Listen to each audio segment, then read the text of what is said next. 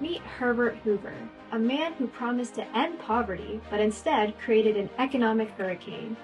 He's the kind of guy who believes that if you sit on your hands long enough, the economy will just fix itself. And when it doesn't, well, you blame the people. Let's look at the facts, shall we?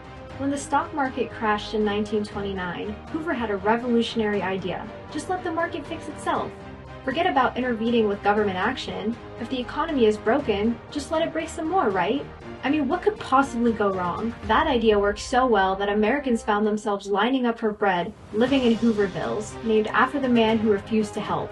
You see, Hoover's hands-off approach didn't exactly provide the tough love he imagined.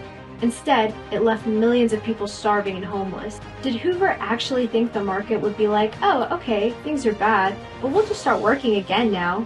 Guess not. Now, let's compare that to Henry Ford's plan.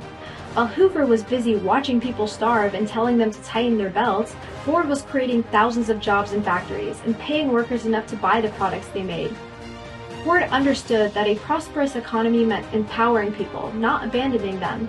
Herbert Hoover, a man who stood by while the economy collapsed, a president who preferred to do nothing while people were hungry. And now, Henry Ford is here to make sure America's future doesn't repeat that mistake. Vote for Ford. Economic prosperity, real jobs, and real solutions. Don't let Hoover's do-nothing policies fool you. It's time for a new approach. Vote for Ford. Because when you've created the car, you know how to drive the economy forward.